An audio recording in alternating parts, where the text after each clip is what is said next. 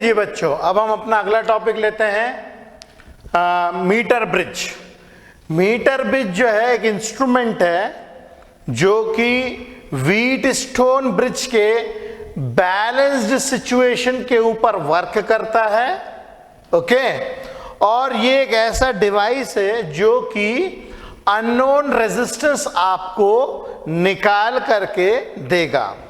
Okay, so it is an instrument used to calculate unknown resistance. Number one, it works on the principle of balanced Wheatstone bridge. ठीक है, अच्छा metre bridge का नाम metre bridge इसीलिए दिया गया है क्योंकि वास्तव में इसमें 1 मीटर का वायर होता है। मैं दिखाता हूं आपको। ये एक मीटर ब्रिज है, ये एक मीटर ब्रिज है। इसमें 1 मीटर का वायर लगा हुआ है। यहाँ पे आप ये स्केल देख सकते हैं। इस स्केल में 1 मीटर का वायर लगा हुआ है, इसीलिए इसको मीटर ब्रिज बोला जाता है। और इस 1 मीटर का वायर ये एलॉय वायर होता है, एलॉय वायर होता है। और हम लोग क्या करेंगे, ये जो जंक्शन दिख रहा है आपको, ये ए जंक्शन जो है वो ये है, this is A and this is C, ये सी कहलाएगा। और इन दोनों के बीच का जो वायर है ये रेजिस्टेंस, ये वायर ये रहेगा। ओके, ये जो पॉइंट बी दिख रहा है, यहां पे पॉइंट बी ये रहा, ये है हमारा पॉइंट बी। ए और बी के बीच में, ए और बी के बीच में हम लोग एक अननोन रेजिस्टेंस लगाएंगे। ए और बी के बीच में हम लोग एक अननोन रेजिस्टेंस लगाएंगे। देखिए ये सब, ये सारे कनेक्टर से कनेक्टेड है, मतलब ये भी ए है, ये भी ए है और ये भी ए है।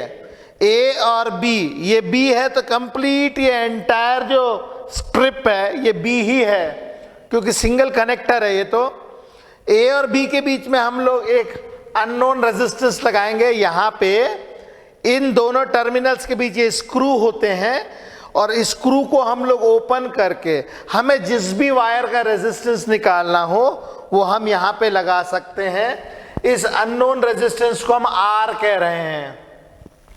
और बी और सी के बीच में, मतलब ये रहा बी और ये रहा सी, बी और सी, ये एंटायर, ये भी सी है, ये भी सी है और ये भी सी है क्योंकि ये कनेक्टर लगा हुआ है ये।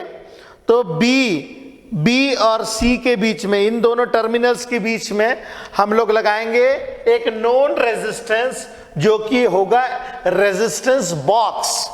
अब रेजिस्टेंस बॉक्स कैसा होता है वो भी मैं आपको दिखा देता हूं। रेजिस्टेंस बॉक्स जो है ये आप फोटो में आपको दिखा रहा हूं, आप इसका फोटो देख लीजिएगा क्योंकि इतनी दूर से दिखता नहीं है।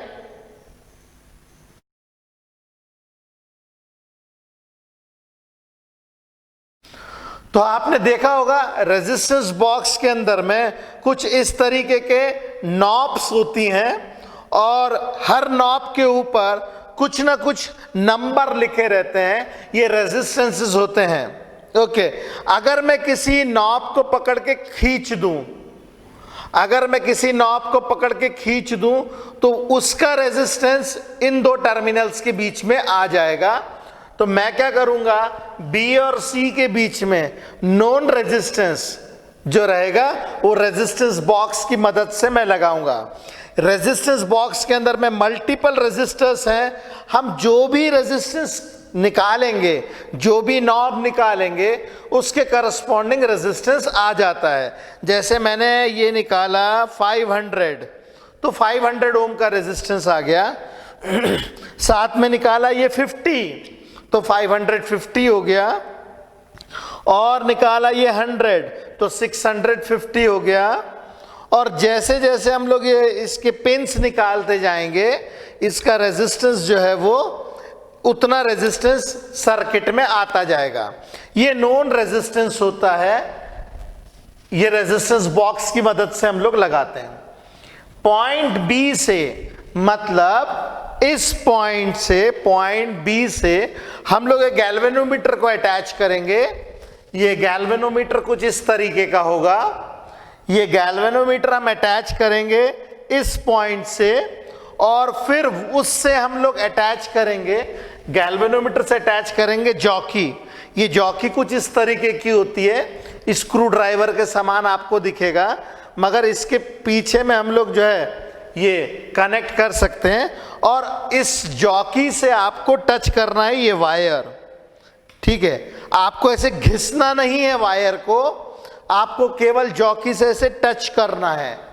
ये मेरे पास जॉकी है, केवल ऐसे टच करना है और टच करना है, और देखना है गैल्वेनोमीटर की रीडिंग कैसे आती है। मान लीजिए आपने यहाँ पे टच किया और गैल्वेनोमीटर की रीडिंग इधर आ रही है, और फिर आपने यहाँ टच किया, गैल्वेनोमीटर की रीडिंग इस तरफ आ रही है। इसका मतलब इन दोनों पॉइंट्स के बीच में हमें कहीं ना कहीं नल पॉइंट मिलेगा। उस नल पॉइंट को हमें तलाशना है, और जैसे ही हमें नल पॉइंट मिल जाएगा, जैसे हमें नल पॉइंट मिल जाएगा, वैसे ही हमें हमारी रीडिंग भी मिल जाएगी।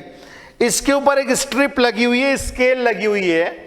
ये लकड़ी की जो स्केल लगी हुई है उसके ऊपर नंबर्स लिखे हुए हैं, यहाँ से लेकर के 1 से लेकर के 100 तक के नंबर लिखे हुए हैं। और जहाँ पे हमारी रीडिंग आएगी, जैसे मान लीजिए यहाँ पे आई, और यहाँ पे एक रीडिंग आ रही है हमारी कितनी, जैसे 45, तो हमारी लेंथ हमें मिल जाएगी। ओके, और किस तरीके से हम लोग फिर रीडिंग लेंगे वो मैं बताता हूं। इसके लिए जो मैंने अभी फिगर बताया है, जो मैंने इंस्ट्रूमेंट बताया, उसी को मैं यहाँ पे ड्रॉ कर रहा हूं। ठीक है, मैंने ये वाला फिगर इसीलिए बनाया क्योंकि हम लोग इसी के ऊपर बेस्ड काम कर रहे हैं। तो सबसे पहले हम लोगों को क्या करना है, एक लंबा 1 मीटर का वायर लेना है। ये देखिए, मैंने 1 मीटर का लंबा वायर ले लिया। ये एक एलॉय वायर है, और ये एलॉय वायर मैंने फिक्स किया ए और सी के बीच में। करेक्ट। अब इस वायर के ऊपर मुझे लगाना है बैटरी। ठीक है, इस वायर के ऊपर मैं बैटरी लगाऊंगा। तो बैटरी हमारे स्कूल्स में जो भी बैटरी हमें दी जाएगी, हम उसको अप्लाई कर देंगे। ये मैंने बैटरी इसके ऊपर अप्लाई कर दी है। ये मैंने इसके ऊपर बैटरी इस तरीके से, ये मैंने बैटरी इसके ऊपर लगा दी है। इसका पोटेंशियल डिफरेंस कम या ज्यादा करने के लिए आप एक रियोस्टेट भी लगा सकते हैं। रियोस्टेट की मदद से हम लोग जो है इसका रेजिस्टेंस कम या ज्यादा करके इसका पोटेंशियल डिफरेंस चेंज कर सकते हैं, और की मदद से ये जोड़ दिया जाएगा इस पॉइंट से। मतलब अब एसी वायर के ऊपर एक पोटेंशियल ड्रॉप आ गया है। ठीक है, ए और बी के बीच में, ये मेरा पॉइंट ए है, ये मेरा पॉइंट ए है। ये मैं एक ऐसा एल शेप में बना देता हूं। ये कनेक्टर है मेरा, ये कनेक्टर है हमारा, और यहां पे भी मैं एक कनेक्टर बना देता हूं। ये यहां पे भी मैंने एक कनेक्टर बना दिया है। यहां पे सेंटर पे भी मैं एक कनेक्टर बना देता हूं। जैसे मैंने आप लोगों को बताया, ठीक उसी तरीके से ये पॉइंट हो जाएगा हमारा बी। करेक्ट। अब ए और बी के बीच में मुझे वो वायर लगाना है जिसका अननोन रेजिस्टेंस है। तो मैं एक वायर लेता हूं और ए और बी के बीच में लगा देता हूं। ये मैंने वायर लिया और ये मैंने ए और बी के बीच में लगा दिया। ए और बी के बीच में मैंने वायर लगा दिया। इसका रेजिस्टेंस है आर, और ये मेरे पास अननोन है, इसी की वैल्यू मुझे पता लगानी है। ठीक है, बी और सी के बीच में मैं रेजिस्टेंस बॉक्स लगा दूंगा। यहां पे रेजिस्टेंस बॉक्स लगा देते हैं हम लोग, और रेजिस्टेंस बॉक्स का रेजिस्टेंस मुझे पता होगा क्योंकि पिंस मैं ही खींच के बाहर निकालूंगा। तो जो पिंस मैं खींच के बाहर निकालूंगा मुझे पता होगा कितने पिंस मैंने निकाली, तो उसका रेजिस्टेंस मैं इंसर्ट कर दूंगा। ठीक है, और इसका रेजिस्टेंस हम कितना बोल रहे हैं, ये नोन रेजिस्टेंस है S, ये नोन रेजिस्टेंस है क्योंकि ये हम लोगों ने निकाला है। अब हम क्या करेंगे, इस पॉइंट B से एक तार निकालेंगे, इस पॉइंट B से एक तार निकालेंगे, उसमें गैल्वेनोमीटर पुट करेंगे और गैल्वेनोमीटर पुट करने के बाद में यहां कहीं तो भी तो जॉकी से, ये जॉकी की मदद से, ये मेरे पास जो जॉकी है इसकी मदद से हम लोग यहां पे नल पॉइंट निकालेंगे। ये क्या कहलाता है, ये नल पॉइंट कहलाता है, नल पॉइंट कहलाता है। ये जहां पे भी नल पॉइंट मिला यही पॉइंट हमारा D है, करेक्ट है। ये जो नल पॉइंट मिला जहां पे, यही हमारा पॉइंट D है। मान लीजिए कि इस नल पॉइंट, जहां पे भी हमें नल पॉइंट मिलता है वहां पे इस तार की लेंथ मान लीजिए L है, तो जो रिमेनिंग लेंथ हो जाएगी यहां से लेकर के यहां तक की, ये जो रिमेनिंग लेंथ हो जाएगी, ये रिमेनिंग लेंथ कितनी हो जाएगी भाई, ये हो जाएगी 100 माइनस L सेंटीमीटर।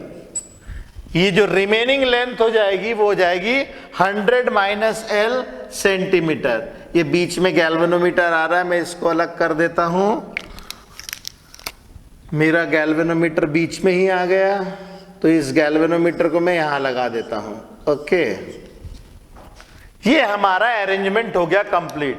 आपको दिख जरूर नहीं रहा होगा इसके जैसा, मगर ये एग्जैक्टली इसी की रेप्लिका है, ये इसी का रेप्लिका है। ये लेंथ, ये क्योंकि ये 1 मीटर का वायर है, अगर ये L सेंटीमीटर है, अगर ये L सेंटीमीटर है तो ये 100 माइनस L सेंटीमीटर होगा। Got the point. अब जरा देखिए, मेरे पास A, B, C और D सभी पॉइंट्स आ गए और एट द सेम टाइम मैंने नल पॉइंट भी ले लिया है, एट द सेम टाइम मैंने नल पॉइंट भी ले लिया है। तो ऐसी सिचुएशन में at null point, at null point, null point के ऊपर हम लोग देख सकते हैं, नल पॉइंट के ऊपर R2 upon R1 is equal to R4 upon R3 हम लिख सकते हैं। R2 upon R1 is equal to R4 upon R3 हम ऐसा लिख सकते हैं। तो R2 क्या है हमारा, R2 है R जो कि अननोन रेजिस्टेंस है। R1 क्या है, R1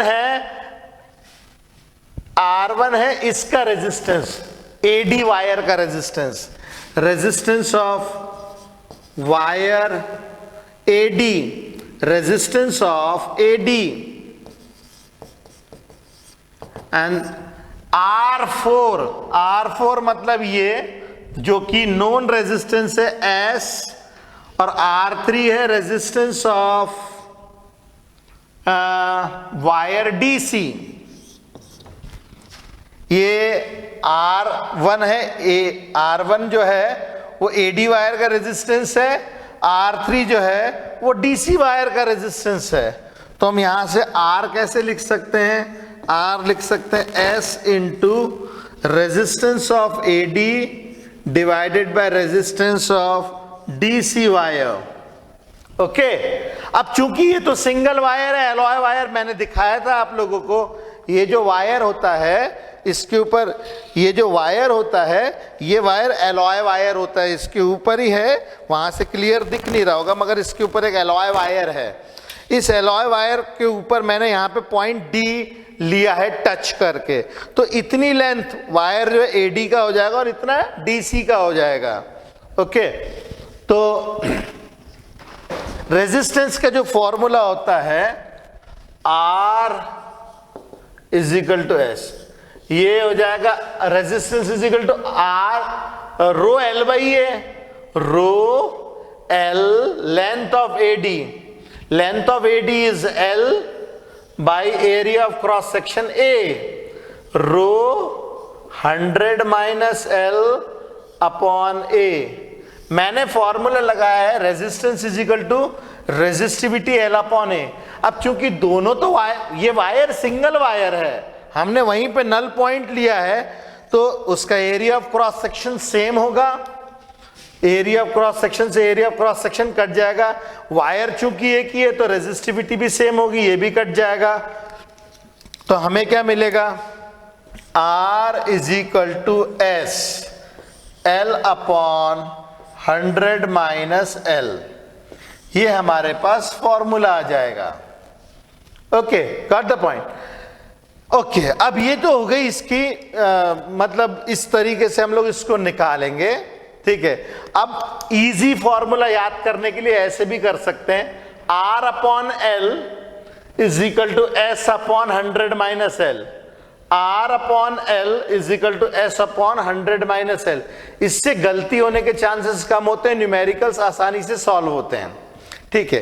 कई बच्चों के दिमाग में क्वेश्चन आ सकता है कि भाई यहां पे हमने सेंटीमीटर में कैसे ले ली लेंथ लेंथ हमने सेंटीमीटर में कैसे ले ली। तो यदि आप इसको सेंटीमीटर से मीटर में कन्वर्ट भी करोगे ना, डिवाइडेड बाय 100 करके, तो यहां डिवाइड बाय 100 करोगे तो यहां भी डिवाइड बाय 100 करना पड़ेगा, तो बात तो बराबर रहेगी।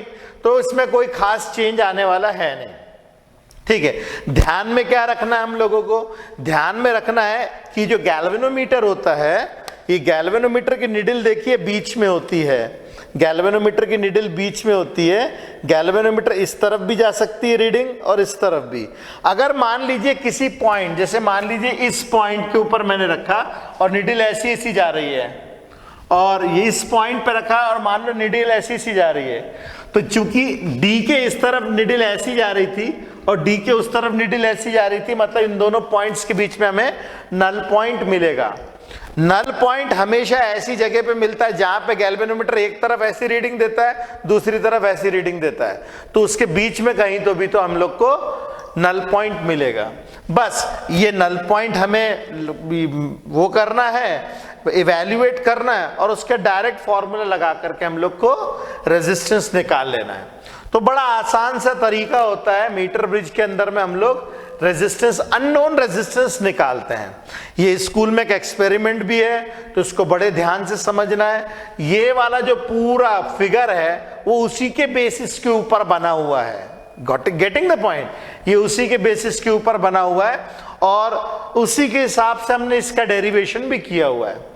तो ये एक सिंपल सा डेरिवेशन है जिसको फटाफट तुम लोगों को अच्छे से समझ के करना है, और अगर कोई चीज नहीं समझ में आती तो प्लीज मुझसे पूछिए भी।